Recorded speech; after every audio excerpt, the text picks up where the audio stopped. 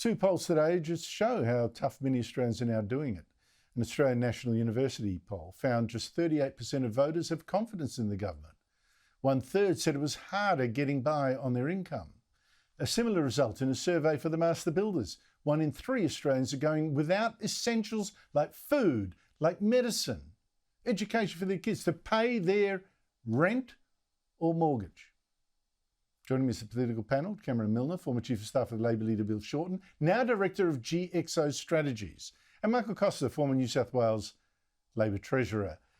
Michael, growth over the year of just 0.8%, but when you divide that, of course, by the extra amounts we've imported, factor in inflation, we've actually gone even poorer again. How bad are things? I think that things are tremendously difficult for everybody in the community, and there is no expectation, given the policy settings of this government, that they will improve.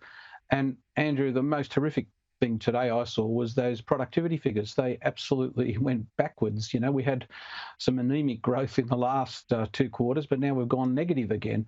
And the problem we face is that, we've got a government that doesn't understand the link between productivity and prosperity. You've got labour market reforms, unwinding the Hawke-Keating achievements that set 2 decades of prosperity up, 3 decades of prosperity up, and we're facing structural rigidity in the labour market. Look, this government reminds me of the sort of Roald Dahl's enormous crocodile. It's just full of secret plans and clever tricks to try and weasel its way out of the mess that it's created. And we know it's got secret plans because it's, talked about negative gearing. It's talked about this nature positive that's still on the agenda. It hasn't been written off. And, of course, the energy fiasco. So we've got a government that's out of control, a treasurer that, writes about reforming capitalism but doesn't seem to understand that it's based on prosperity. We've got inflation. And let's not forget this, the inflation rate went up. The trim mean went up in the last figures, yet we've still got, growth stagnant. And what that means is, we could face some sort of stagflation crisis, the worst of both possible worlds.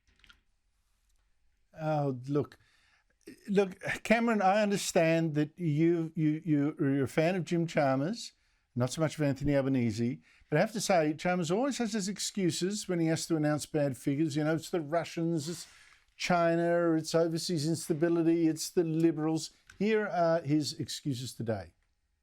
It's weighed down by interest rates and cost of living pressures and global economic uncertainty.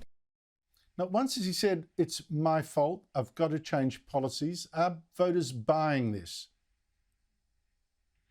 Well, I think the polls say they aren't, Andrew. And these numbers are diabolical for Labor. They are one way and one way only, and they're all bad for Labor. As I wrote the other week, I don't think this Parliament's coming back. I don't think we're going to get a budget from Jim Chalmers, because I think the numbers, if they were crystallised in March, would actually prove just how bad things really are for voters. So Albo's going to, after a smokescreen of Christmas, try to rush to the polls, hope that post-Trump he can get re-elected somehow in a minority. But no, these numbers are diabolical, and I feel for Jim. I mean, he's got to front an awful government with an awful set of numbers.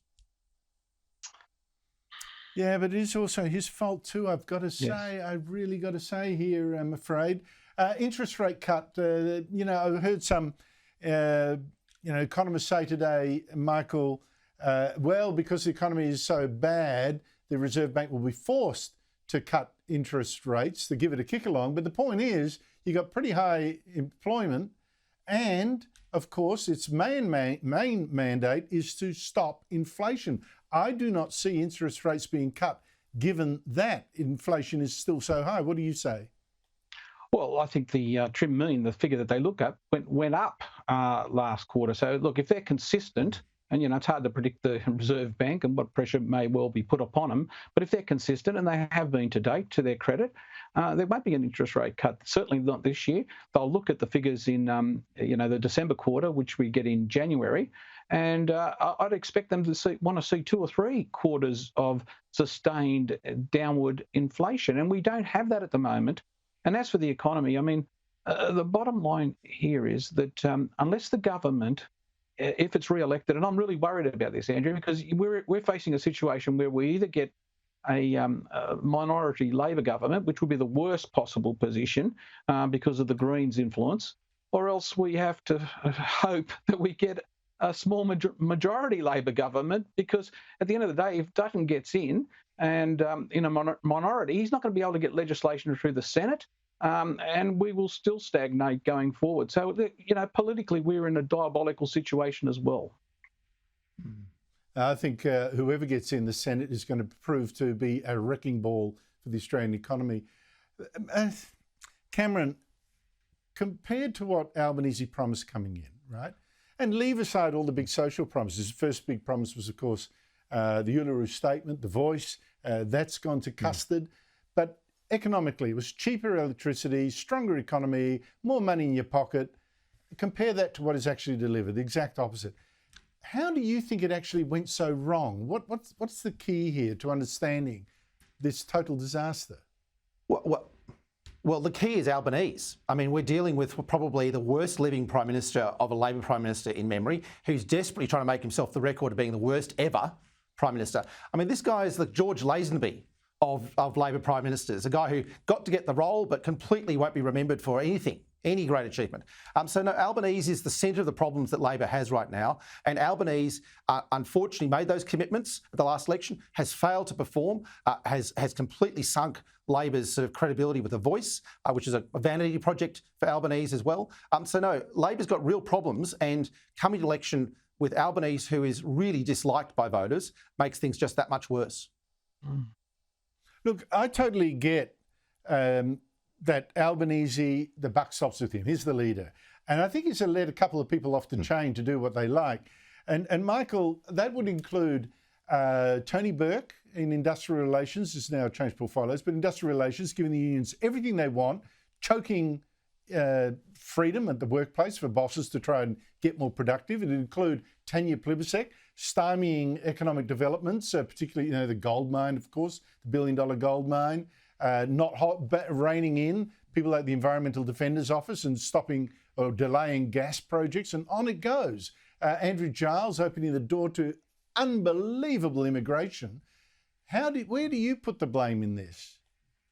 Well, I put the blame obviously with Albanese because the fish rots from the head, but I also give equal blame to the Treasurer because, in any functioning government, you need a Treasurer that opposes some of the crazy ideas that comes out of the Leader's office. I've been in that position. I mean, all sorts of mad ideas come out of Premiers and Prime Minister's office, and it's up to the Treasurer to oppose them. But unfortunately, we've got a Treasurer that actually supports them. Let's not forget this future made in China, as I call it.